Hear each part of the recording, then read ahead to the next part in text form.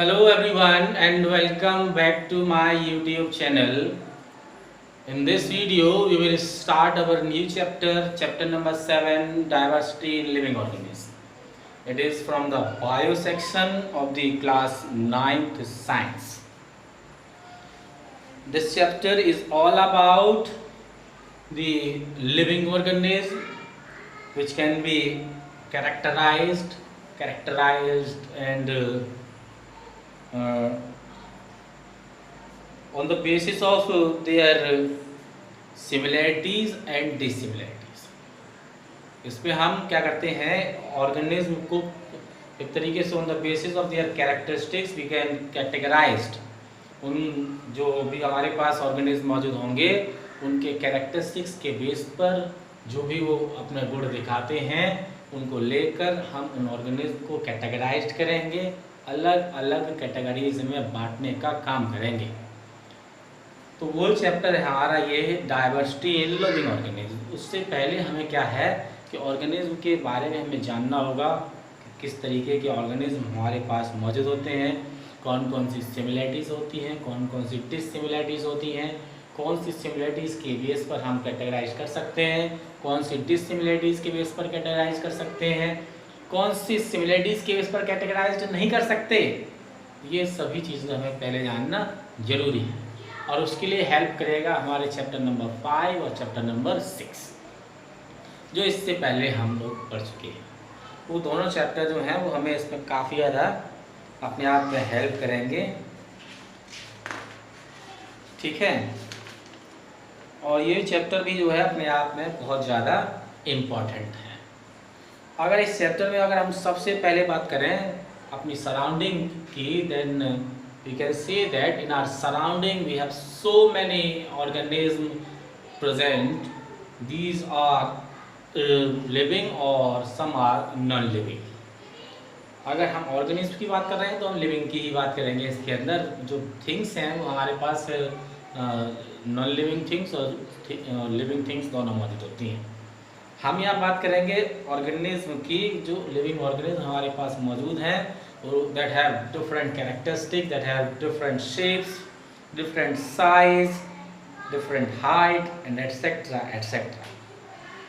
हम जिन ऑर्गेनिज्म की बात करेंगे वो ऑर्गेनिज्म जो है उनकी प्रॉपर्टीज़ जो है वो अपने आप में अलग अलग होती हैं, वो एक दूसरे से काफ़ी मात्रा में अलग पाए जाते हैं और कुछ मात्रा में भी अलग पाए जाते हैं। हो सकता है कि जो सिमिलरिटीज़ हैं वो बहुत ज़्यादा हों दोनों के बीच में, डिससिमिलरिटीज़ कम हो, यानी कि अंतर जो है उन दोनों के बीच में बहुत कम नज़र आ रही है। और ऐसा भी हो सकता है कि उन दोनों के बीच में पाए जाने वाले अंतर जो है बहुत ज़्यादा हों और सिमिलरिटीज़ बहुत कम हो। दोनों तरीके से हम देख सकते हैं।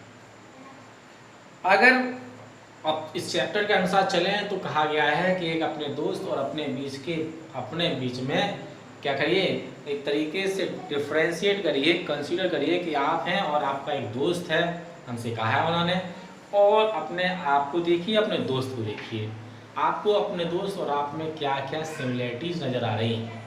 उसके बाद अपने आप का कंपैरिजन फिर और दूसरे से कराया, फिर आप देखिए कि क्या क्या सिमिलरिटीज़ हैं, क्या क्या डिससिमिलरिटीज़ हैं, तब आपको पता चलेगा कि किन के बीच में ज़्यादा सिमिलरिटीज़ है, किसके बीच में कम सिमिलरिटीज़ है। और इन्हीं के बेस पर हम एक ऑर्गेनिज्म को कैटेगराइज करते हैं। बड़ा ईजी सा तरीका है। जैसे are we both have the same height. अगर मैं अपने दोस्त और अपनी बात करूँगा तो क्या हमारी जो हाइट है क्या वो सेम है, तो भाई वो तो दोस्त होगा सामने तब हम पता लगा पाएंगे। अब कौन से दोस्त से कंपेयर करेंगे वो भी डिपेंड करता है। हो सकता है कि दोस्त हमारे बराबर का और हो भी सकता है कि वो भाई उसकी जो हाइट है वो हमसे ज़्यादा भी हो सकती है और हमारी हाइट से कम भी हो सकती है। Does your nose look exactly like your friend's nose. क्या मेरी नाक उसकी नाक से अलग दिखाई दे रही है या सेम है। ये कई सारे सवाल हैं। क्या हमारे हाथों की जो रेखाएं हैं, जो हाथ हैं, क्या वो सेम हैं। हथेली पर जो बना हुआ है वो क्या सेम है। अगर इन सभी की बात करें तो हम कह सकते हैं we prefer to compare ourselves with our friends with a monkey. अब इसमें सबसे पहली बात तो ये कहने की ये है कि अगर मैं अपने दोस्त और अपने आप में कंपेयर करूंगा तो ऐसी कई सारी चीज़ें होंगी जो कि अपने आप में बहुत ज़्यादा सिमिलर होंगी। जो चलने का तरीका है, बोलने का तरीका है, खड़े होने का तरीका है, जो फिजिकल अपीयरेंस दिखाई दे रही है, वो लगभग हम लोगों की सेम ही रहेगी। यानी कि सिमिलरिटीज़ हमारे बीच में बहुत ज़्यादा हैं, with the similarities comparative to the monkey. और वहीं पर अगर हम दोनों में से कोई भी एक या दोनों अपनी कैरेक्टरिस्टिक्स को एक मंकी के कैरेक्टरिस्टिक्स से, उसकी प्रॉपर्टी से अगर मैच करें तो काफ़ी ज़्यादा उसमें अंतर मिलेगा। तो मंकी के साथ में जो कॉमन चीज़ें हैं वो अपने आप में कम होंगी, लेकिन अपने फ्रेंड के साथ जो कॉमन चीज़ें हैं वो हमें ज़्यादा देखने को मिलेंगे। ठीक है। और वहीं पर अगर मंकी के साथ और काव के साथ कंपेयर करें अपने आप को, मंकी के साथ और अपने आप को कॉमन करें, और मंकी को गाय के साथ कॉमन करें, फिर आप देखें कि किसके बीच में ज़्यादा सिमिलरिटीज़ हैं, डिसिमिलरिटीज़ हैं। तो ये तरीका है कि किस तरीके से दो ऑर्गेनिज्म के बीच में हम कंपेरिजन कर सकते हैं, और देखिए कि क्या क्या दोनों में कॉमन है और क्या क्या कॉमन नहीं है। जितना जिसके अंदर कॉमन आए उसको एक ग्रुप में रख दीजिए, जितना कम कॉमन आए उसको अलग ग्रुप में रखिए। तो उस तरीके से ऑर्गेनिज्म को अलग अलग हम लोग कर सकते हैं। नहीं कंपेयर करेंगे तो सबको एक ही ग्रुप में रखेंगे, तो उसमें एग्जाम्पल के तौर पर कहो तो उसमें मीठा खाने वाले भी आएंगे, नमकीन खाने वाले भी आएंगे, खट्टा खाने वाले भी आएंगे, सब तरीके वाले आएंगे। तो फिर कैटेगराइज करना ज़रूरी हो जाता है। आप पूछा जाए कि कैटेगराइज करना ज़रूरी क्यों है, तो ज़्यादा अच्छी तरीके से हम किसी के बारे में भी जान सकते हैं, इससे कैटेगराइज करना ज़रूरी है। मैं एग्जांपल देके आपको समझाऊंगा कैसे।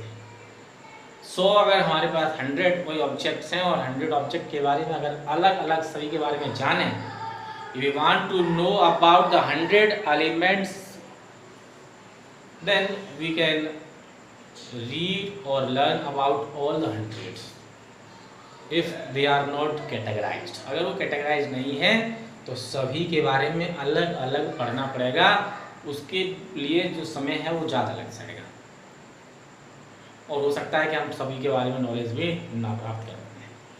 वहीं पर अगर ऑर्गेनिज्म को कैटेगराइज कर दें on the basis of there similarities and dissimilarities, तो हम कह सकते हैं कि ऑर्गेनिज्म के बारे में पढ़ना आसान हो जाएगा, क्योंकि अगर हमने 100 ऑर्गेनिज्म को 10 ग्रुप में भी बांट दिया तो केवल 10 के बारे में पढ़ना है। 100 से 10 पर आ गए हम सीधे, यानी 90 करनी आ गई। ठीक है ना। तो हमें अब पहले 100 पढ़ रहे थे, अब कितने पढ़ रहे हैं? केवल 10। तो हमारे लिए काम जो है वो आसान हो जाएगा। तो उस काम को आसान करने के लिए, किसी चीज़ को समझने के लिए हम कैटेगराइज करते हैं, एलिमेंट्स को ग्रुप्स में बांट देते हैं, जिससे कि ग्रुप की स्टडी करने से ही एक ग्रुप में आने वाले 50 एलिमेंट्स के बारे में सीधे पता चल जाएगा, वरना 50 के बारे में अलग अलग जानना पड़ेगा। तो वो तरीका है पढ़ने का। अब सबसे नई बात तो ये आती है भाई कि अगर हम चलिए मान लेते हैं कि आप कह रहे हैं कि कैटेगराइज कर सकते हैं on the basis of the similarities and dissimilarities, उसकी असमानताओं के बेस पर और समानताओं के बेस पर ऑर्गेनिज्म को कैटेगराइज किया जा सकता है। तो अब ये बता दीजिए कि कौन से कैरेक्टरिस्टिक्स ऐसे होंगे जिसके बेस पर हम कैटेगराइज कर सकते हैं, और कौन से ऐसे होंगे जिनको नहीं ले सकते। वो भी अपने आप में बहुत ज़्यादा जरूरी है, क्योंकि कुछ कैरेक्टरिस्टिक्स ऐसे होते हैं जो 1% होते हैं और कुछ जो है वो अपने आप में 70% होते हैं। तो वो हमें चूज़ करना पड़ेगा, तो कौन सा कैरेक्टरिस्टिक जो है वो ज़्यादा अच्छा है हमारे लिए इनको कैटेगराइज करने का। ठीक है। तो ये जानना जरूरी है कि कौन से कैरेक्टरिस्टिक्स को हम ले सकते हैं और कौन से को इग्नोर करेंगे। Now think of all the different forms in which the life occurs on Earth. अब उन सभी फॉर्म्स के बारे में बात करेंगे जिसमें जो लाइफ है इस अर्थ पर एग्जिस्ट करती है, मौजूद है। On one hand we have microscopic bacteria of a few micrometer in size, while on other hand we have blue whale and redwood trees of California of approximate size of 30 meters and 100 meters respectively. अब अगर organism की अगर हम बात कर ही रहे हैं, तो अगर इसमें हम बात करेंगे, दो तरीके के ऑर्गेनिज्म हमारे पास हैं।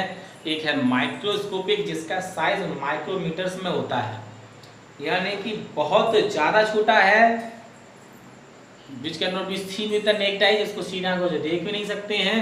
और वहीं पर एक ऑर्गेनिज्म ऐसा है जिसका साइज 30 मीटर से लेकर 100 मीटर तक का है, मैक्रोस्कोपिक हैं, बहुत ज़्यादा बड़े हैं, जिसको सीधे आंखों से देख सकते हैं। बहुत ज़्यादा दूर होगा तब भी दिखाई दे जाएगा। 100 मीटर दूर पर अगर कोई ऑब्जेक्ट रखा है और 100 मीटर का ही वो है, फिर भी आराम से दिखाई दे जाएगा। लेकिन एक ऑर्गेनिज्म ऐसा होता है, इतना सा होता है कि वो सीधे आंखों से देख ही नहीं सकते without using any optical instrument like microscope वगैरह के इस्तेमाल के बिना हम देख ही नहीं सकते। तो इस तरीके से हम कह सकते हैं कि अगर हमें कैटेगराइज करना है तो हमें ये मालूम होना चाहिए कौन से कैरेक्टरिस्टिक्स अच्छे हैं, कौन से अच्छे का मतलब क्या है कि जिसकी बेस पर हम कैटेगराइज कर सकते हैं, और कौन से ऐसे हैं जिनको लेना हमारे लिए कैटेगराइज करने के लिए सही नहीं रहेगा। आगे बात करेंगे हम इसके अगले वीडियो।